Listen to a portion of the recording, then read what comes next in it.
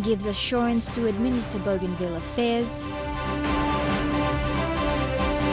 New road technology to improve major roads. And government assessment team dispatched to worst affected areas. This is National EMTV News with Lorraine Gabina. Good evening and thanks for joining me for Friday's news. Prime Minister Peter O'Neill has assured the people of Bougainville that he will honor his commitments. He made the comments yesterday following views that only a person from the autonomous region should hold the Minister for Bougainville Affairs portfolio.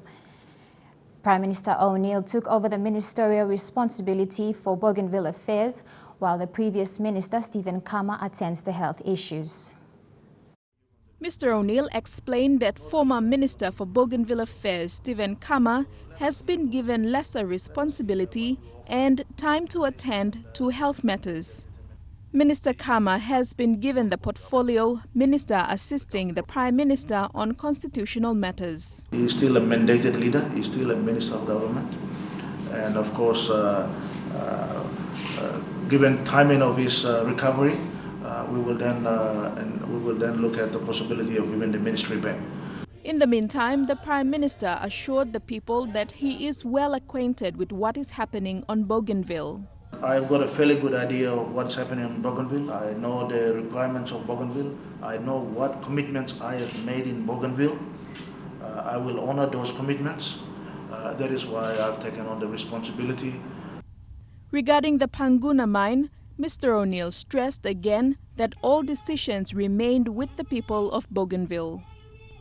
I've stated that we are not going to open the mine in Panguna unless the landowners and people of Bougainville want us to do so.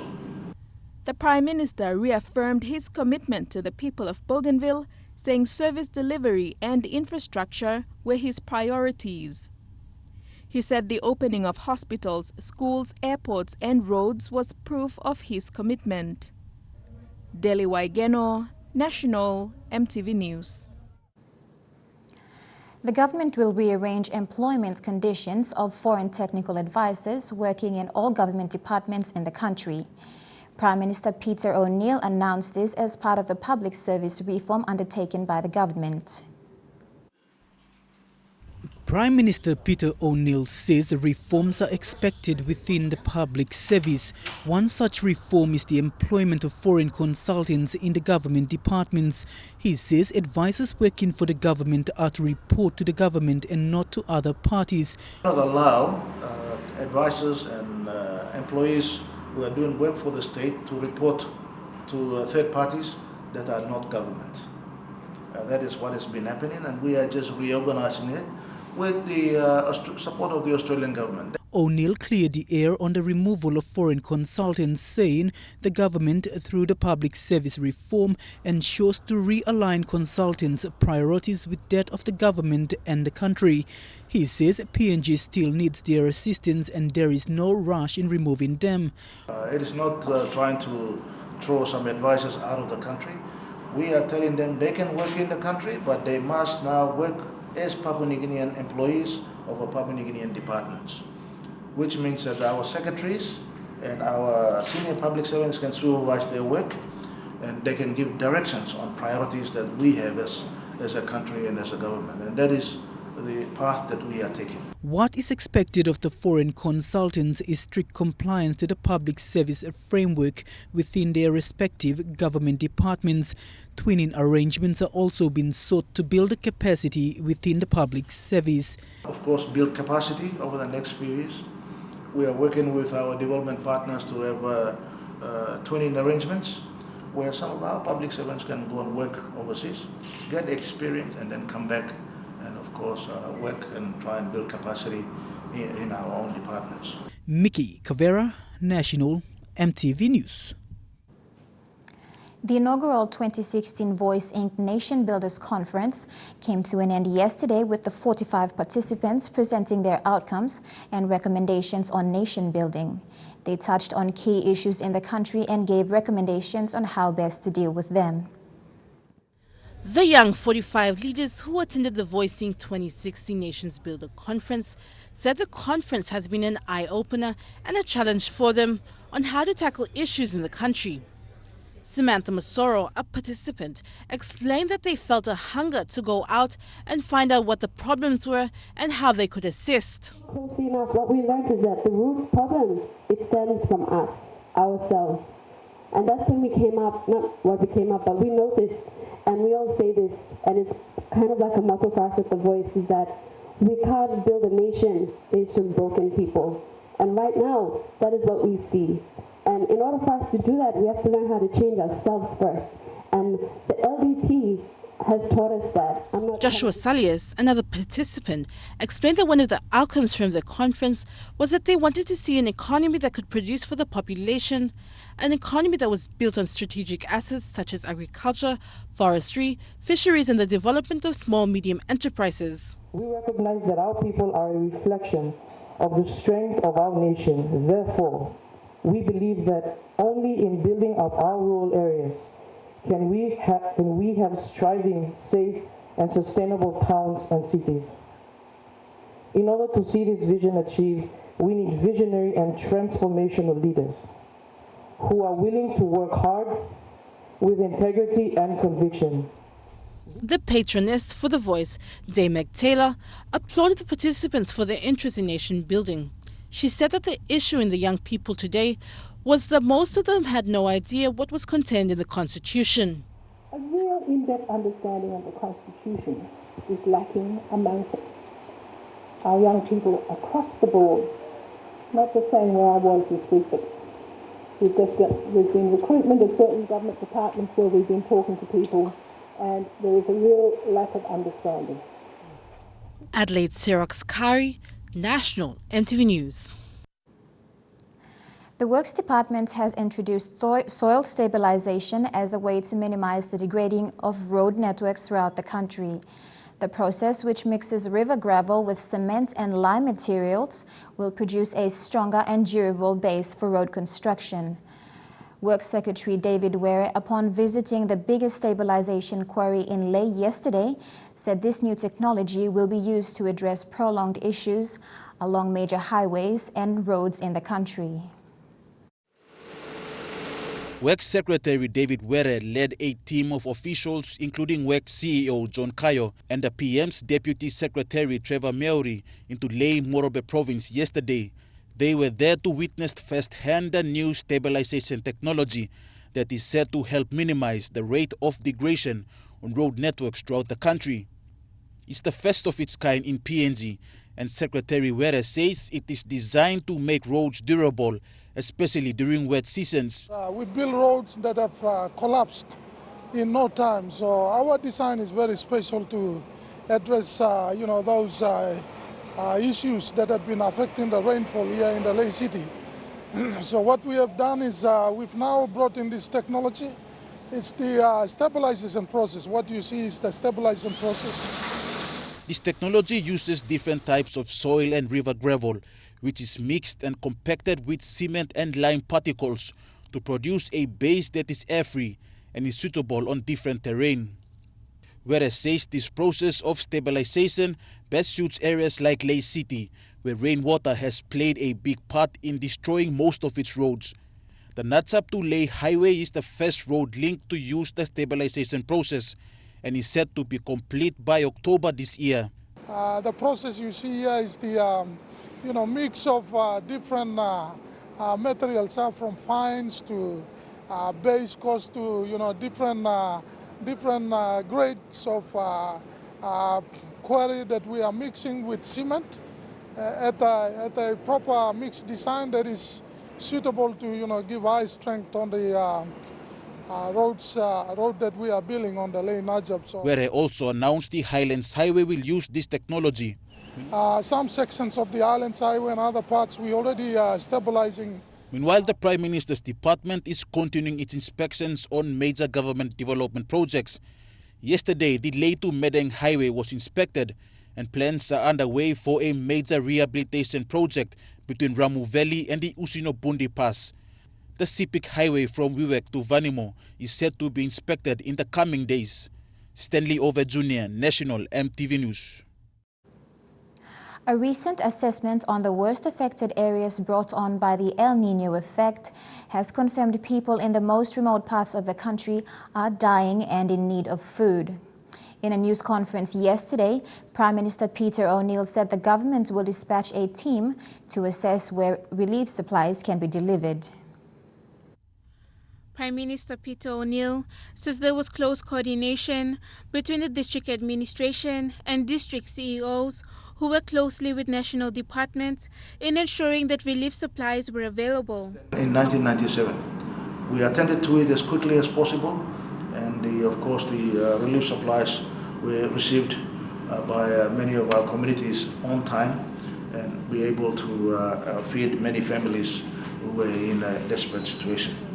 According to the Prime Minister, from the reports they are receiving, all the communities that were affected through the drought period received the supplies they were entitled to. We also allowed for, of course, the districts to use the DSIP funds, 2 million kina each. Some districts have fully utilized it. Some have not used it because they found that the rainy season started and they were able to cope with it. Different areas had different priorities. But all in all, Meanwhile, Western Province is in dire need of aid and relief supplies. While some areas in the province have not received rainfall, other areas have received rainfall but are not enough to return to subsistence farming. The situation in Western Province has worsened since last September. This is according to a Western Province-based missionary family. There's already been deaths, you know. They're resilient people, they're strong people, courageous people, but I think that they've reached their limit already. I think that they really need the help now. Mr. O'Neill is aware of the difficult situation in Western Province and assured the media yesterday that his department is looking into it. The issue about drought, I know that there's been some reports about drought in Western Province. Our department is looking into it. Trevor Mary is putting a team to go to the affected areas to see how we can put some relief supplies into the Western Province. Mr. O'Neill said that they are working closely with the National Agriculture and Research Institute and other agriculture departments to get into producing food that are drought resistant.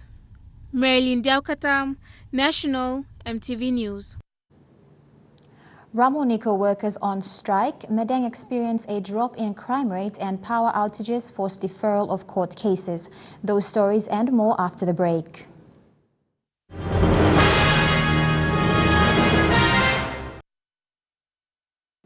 Welcome back to the news. The Ramoniko mine national workers went on strike this morning, demanding that all Chinese workers be repatriated and a redundancy exercise carried out. Ramoniko Allied Union President Justin Mundy said the workers submitted a 11-point petition on January 7. Among the points raised were working conditions, safety standards, and the language barrier between the locals and the Chinese. However, the company's management response has not been accepted by the employees on Wednesday, and they staged a sit-in protest. As of this morning, all operations have stopped. All court cases at Bomana District Court have been deferred to January 29 and February 5th. Senior Magistrate Cosmas Bidar made the adjournments following power outages at the Bomana District Court. Most of the cases that were supposed to have appear for mentions include willful murder and sexual penetration. According to the court diary, 13 cases were listed for allegations of sexual penetration, 2 for willful murder, and the remaining for false pretenses and drink driving that resulted in the death of a person. 18 detainees, mostly in their 20s, who had neatly dressed to appear for mention, were later asked to return to court either on January 25 or February 9. For some, the wait was frustrating. All 18 were escorted back to the prison where they are currently being remanded. Such power outage does not only affect the court hearings, but becomes a challenge for correctional officers minding the Bomana prison. During the outage, warders are expected to increase their thinking capacities to monitor prisoners and any persons passing through the jail premises, especially at night and during major events. The power outage started around 8:30 in the morning and continued through the afternoon. It is understood PNG power workers are working on power lines at Bomana. Tekla Gunga, National MTV News. 1 million kina will be allocated annually in the Yanguru Sausia district budget for health workers' salaries. This is an initiative driven by local MP Richard Maru targeted to improve health standards in the country. Among them are staff accommodation and supply of medical drugs.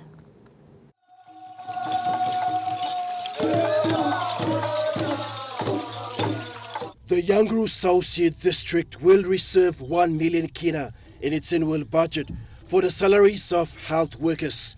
It's an initiative driven by local MP Richard Maru that has been adopted by the Yanguru Sausia district as part of its commitment to improve health standards. The opening of the new health facilities, an aid post and staff house at Bapandu West Yanguru is just one of the many infrastructures that will be built. And close to 950,000 Yanguru Social District by start paying this month. Now continue to play yet 1 million every year, but I'm giving the pay for workman as well. This is like 1 plus something where Yanguru Social has never done in our 40-year history. With services brought to people's doorsteps, acting district health manager Gladys Swopme says this will help minimize some of the prolonged issues like deaths because of inaccessibility. At least we have equal distribution of health facilities operating within the district to cater for that. Locals were the proud recipients who shared tears of joy because for almost after 40 years, they had not seen change.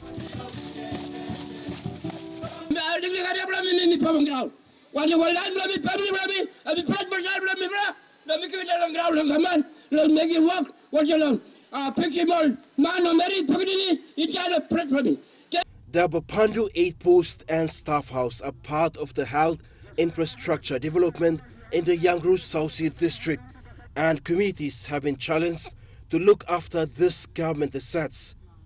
Now, health standards in Papua New Guinea needs to be improved, and Yanguru Sausia electorate in the Sepik province has taken the bold stand to address this very important sector, a national government priority, an initiative driven by local MP Richard Maru for a healthy population.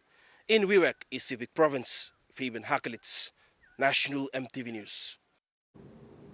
Pacific Island Forum General Secretary Dame Meg Taylor says Papua New Guinea plays a key role in climate change in the Pacific. Dame Meg said Papua New Guinea was the largest island in the Pacific and had natural resources that were key in tackling climate change. Dame Meg Taylor said the Pacific Island Forum Secretariat has spoken on issues to do with the Pacific and climate change. She said that at the COP21, Pacific Island nations were happy with the results, but were disappointed with issues to do with the ocean that were not included in the final document. The Pacific is known now. The issues around climate change, but also in terms of the climate refugees, those kinds of issues are known. Some of our smaller island states, particularly Tuvalu, Kiribati, Palau, were very, very vocal there, and of course Republic of Marshall Islands. When asked how she felt of PNG's role in climate change, Dame Taylor said Papua New Guinea played a big role in the Pacific as it was the largest island and has natural resources like trees that play a vital role in the climate change. She said that the government had said that they would be protecting forests and rehabilitating forest grounds.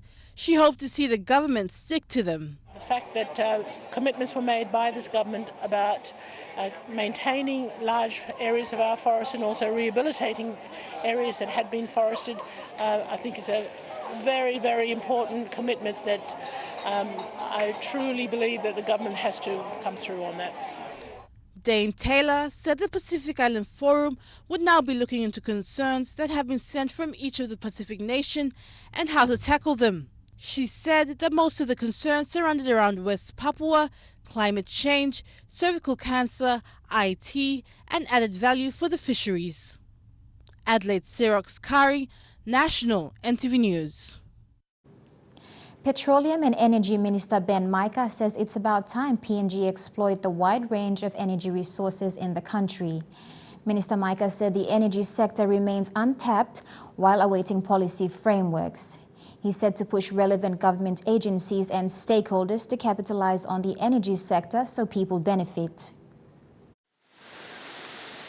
PNG's energy sector has remained dormant since colonization, a sector believed to address electricity problems Papua New Guinea is facing. Appointed Petroleum and Energy Minister Ben Micah says PNG has many energy resources which can benefit and change the livelihood of the people. We want to ensure that we tap into all the available reservoirs of energy. And this country has all of them. However, policy guidelines and framework are yet to be finalized and presented to the National Executive Council. Micah is anticipating the efforts by former Minister Nixon Duban will be achieved through his term as the new minister. There's already enough technology and knowledge in the world and in our country, in our system, for us to tap into all these things so that everybody, along the grid or in some remote location on an island or a mountaintop will use solar or wind or... And with the national government excited to see the Papuan LNG, Angora and Jua projects added to the list of major projects in the country, former Petroleum and Energy Minister Nixon Duban says down processing must be the next step in the sector. Push for DMO, we need to see downstream processing in this country. We want to see petrochemical power being powered from our own gas. And as a result, policies before Cabinet, policy submission is before Cabinet. Both ministers have pledged to work together to transform the petroleum and energy sector. Jack Lapave Jr., National EMTV News. And now looking at our finance news, the Kina closed unchanged at $0.3315 in the interbank market. At Bank South Pacific, your Kina was buying $0.3240, $0.4893 Australian dollars, $0.2948 euro, and 37.89 Japanese yen. Looking at commodity prices at New York close, gold and copper closed the day lower, while coffee and cocoa closed the day higher. Palm oil and crude oil closed higher, while copper closed the day lower. And on the stock market, the Dow Jones closed at 115 points higher, the ASX closed at 52 points lower, and the All Ordinaries closed at 51 points higher. More local news after the break. Among them, students discouraged from taking part in protest marches.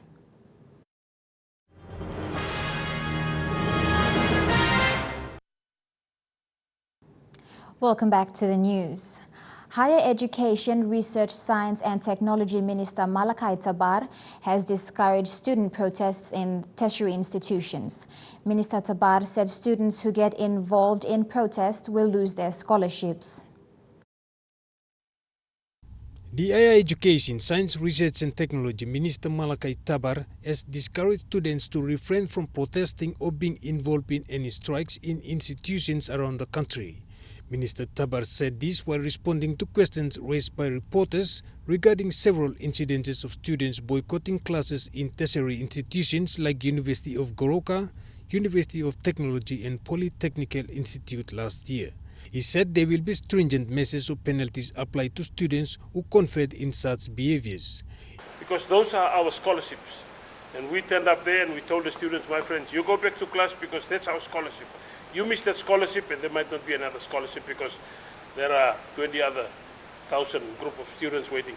He said there are specific provisions contained under the Education Act 2014 which ensures that quality education is provided and maintained without barriers or influences like protests or strikes. This was affirmed in a decision by the National Executive Council in 1985, which was later reviewed in 2004, which contained provisions that refrain students from engaging into protests or strikes. According to ERST Secretary Professor David Kavanamur, the Department of Higher Education, Science, Research and Technology will be tough on students facilitating or organizing protests or strikes. Student behavior and the legislation, well, we have tightened up the contracts that govern government scholarships, so that we can better leverage student behavior and we get that responsiveness from students from respective institutions. Secretary Professor Kavanamur urged students to refrain from facilitating strikes or protests and cautioned that anyone caught in the act will lose their scholarships. Eric Arupma, National EMTV News. Yanguru Sausia MP Richard Maru has made a commitment to support students from his electorate. Subsidy for students' school fees will be paid through the members' DSIP funds. Each student will receive 1,000 kina each. Subsidy and apply like man married or you sell a place na you got pinini or public servant where you serve in Sale Yanguru South Side District. Already a local towns must be lay or you no qualify or is a subsidy. So I must clearly you blow. Teachers in Morobe are now moving to their respective schools in preparation for the new academic year. More than 3,000 school teachers scattered over schools in Morobe's 9 districts are expected to receive their postings this week. The Provincial Education Office also expects teachers to resume duties next Monday after filling out resumption of duty summary sheets. It comes following the Education Department's call this week for provincial education authorities to distribute their teachers' resumption of duty forms for the 2016 academic year. In Morobe, more than 3,000 teachers are expected to have filled out their forms brought to their schools by their respective districts. Kennedy Ephraim from Finsafen's Gaso Primary School says his district education manager has brought in their forms expected to be filled out by Monday. But he is still awaiting his teacher posting. So weekend for another 1 weekend. Morobe Provincial Education Office, on the other hand, expects all resumption duty forms to be filled out by next Monday. The resumption duty forms must not be given on the week they resume. It must be given out this week. With over 300 primary and secondary schools in Morobe, many of which are located in rural areas, some schools have confirmed they have not received resumption duty forms from the Education Office. But I see the process here is very, very slow. Like RODCs are very, and to pick RODCs from here is very slow. Most of us teachers are from the rural areas. All schools in Morobe are expected to resume classes by 1st of February this year. Colin Barilai, National EMTV News, Leh. The Guinea Gorda Foundation is conducting an adult literacy program in the Central Province to educate people about business, computer and basic technology. The Guinea Gorda Foundation officially launched this mobile literacy program yesterday at Gaire village in the Central Province. Guinea Gorda Foundation members gathered yesterday in Sabuya at Gaire village outside of Port Moresby to launch an adult literacy program called BUS 2.3. This program is an initiative of the Guinea Gorda Foundation and funded by the Strong in People, Strong in Nation under the OSAID program and supported by NCDC and other non-governmental organizations. It targets underprivileged people in the village by providing adequate skills training in business, computing and technology. Guinea Gorda Foundation Manager Rodney Graham said this mobile program will commence next week Monday at Sabuya village and will be rolled across the entire Central Province. These programs are personal skills development, community skills. They're also IGA, which is income generating activity, and basic business skills. And we put those two programs together so that we can bring them out here into Central Province. He said trainers will commute between the villages to conduct the training. Here with Sabuya village, and we'll be walking outwards to all other villages. So it's a first of its kind. This program encourages people to venture into business or find job employments in the city. 1 month or 20 days program for the two separate programs launching today in Sabuya province, Manugoro, Senunu and Vaivai, and the hosting community village Sabuya supported this program. Eric Arupma, National EMTV News. Trukai Sports is next. I'll be back with the details.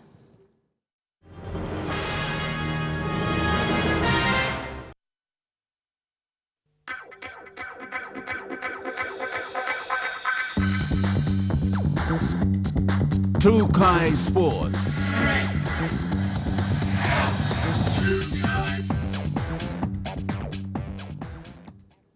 Welcome to True Kai Sports. Papua New Guinea under-17 women's football team has defeated New Caledonia 2-1, securing a spot in the grand final. Robert Lynn Kigg scored PNG's first goal early in the match, leading 1-0, all through the first half. In the second half, both teams were equally matched in ball possession. New Caledonia managed to equal the scores from a penalty taken by Jackie Pahor, with 5 minutes left in the match. In the final seconds of stoppage time, Kigg got her second to seal the victory over New Caledonia. PNG will play New Zealand in the finals. New Zealand beat Fiji in the first semi-final playoff in a one-sided encounter, thrashing Fiji 11-0. Two Gulf lads have made a big step up from playing in the local football league to playing in the Telecom National Soccer League for Club Erma Gulf FC. The pair said it's an experience to be part of a semi-professional soccer league. Isaac Billy from Umai Village and Junior Laufer from Lesser in the Gulf Province are now experiencing real football playing in the Telecom National Soccer League for the Erma Gulf FC. The two boys sprang straight from the village competition in Kerema and have settled in well with the city boys. Isaac plays the midfield position while Junior plays goalkeeper. They have left families at home for the love of football to play for their home province. I'm play NSL. It's new to us. I play goalkeeper. Takes time. For me to learn some new things. So we decided to do the trial for FC Gulf there. So that's how we identified the potential there. So now we have the 4 boys actually in the team now. Quite an experience for the two young lads from Gulf, and they are both learning as much as they can to learn different techniques and skills under coach Stephen Mune. Mike Koime, National EMTV Sports. Madang Province has set eyes on this year's PNG Games, which will be held in Kimbe, West New Britain Province later this year. The province will hold their provincial games at the end of the month, where district teams will compete in their respective sports for a chance to be selected in the provincial team to later compete in the PNG Games. The games will also be an opportunity to identify talent within the province. Madang Provincial Government is the major sponsor with 100,000 kina, while a major sponsorship drive will be made before the Games.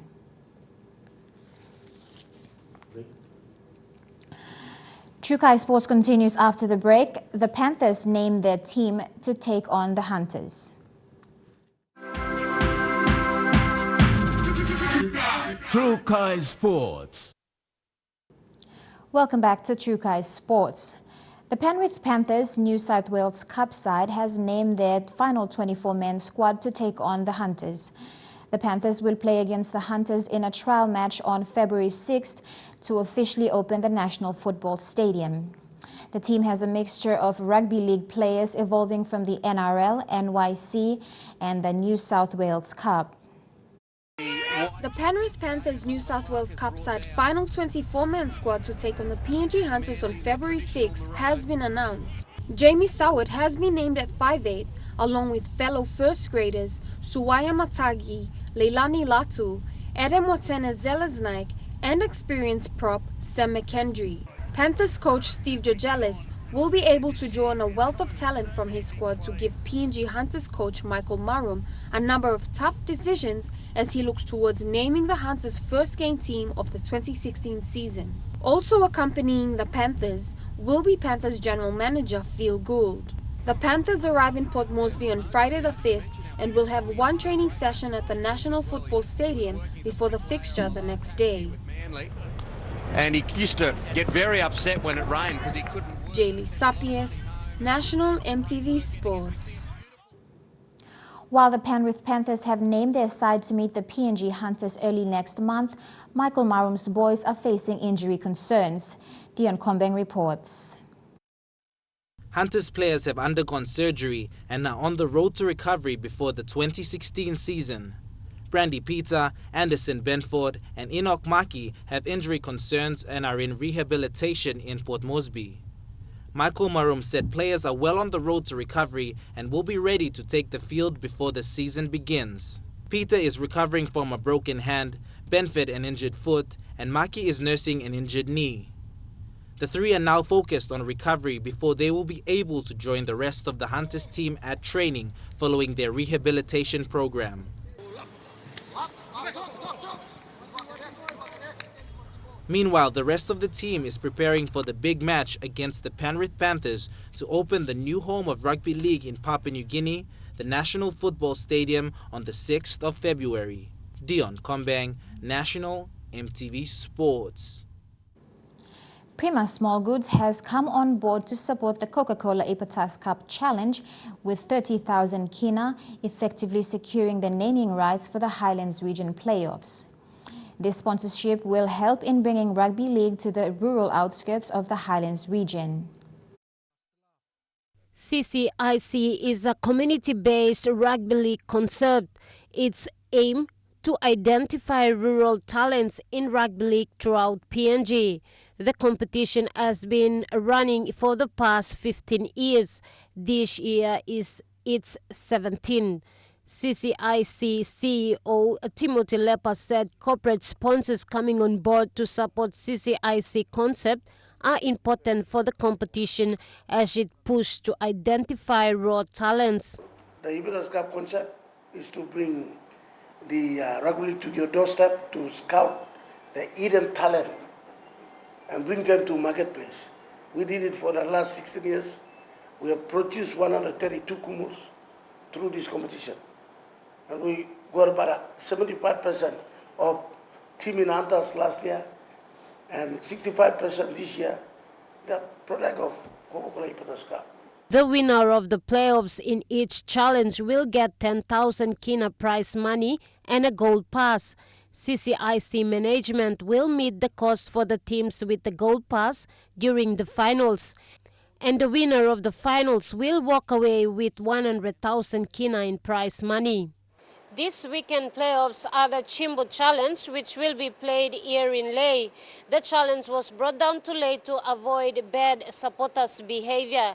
The Port Moresby and Eastern Islands Challenge will start the following weekend. Mata Luis, National EMTV Sports, Lae. True Kai Sports ends there. The weather details after the break. True Kai Sports.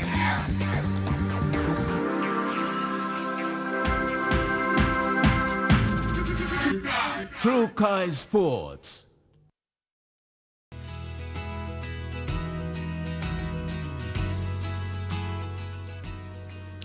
Your weather forecast for tonight and tomorrow: in the southern region, fine in all centers. In Momase, mostly fine in Lae and fine in Wewak, Vanimo and Medang. In the New Guinea Islands, fine in Lorengau, Kokopo, Rabaul and Buka, mostly fine in Kaving and Kimbe. In the Highlands, cloudy in all centers. And before we go, a second time around in Port Moresby, British band UB40, led by Ali Campbell, will kickstart the first of its two performances tonight at the Lamana Hotel's Gold Club. UB40 fans can still purchase tickets for both performances at all Stop and Shop outlets, Baroka Food World, Waterfront Supermarket and Vision City Mega Mall. Organizers are expecting a large crowd for both performances at the Gold Club and the Sir John Guy's Stadium. Came, that was in 2014. We did a private show, a corporate show, and then we did a show at the Gold Club, and basically a lot of people missed out on the shows, and we had so many phone calls, messages from people saying, why didn't you do a bigger show so the rest of the public, the real fans, could have seen it, so that's why this time around we decided we do a second show. So John Guys, make the tickets cheaper, so that's like 50 kina, then everyone can have, come and truly feel the UB40 experience. That ends the National EMTV News this Friday, the 22nd of January. From the news team, I'm Lorraine Gabina. Pleasant viewing. Good night.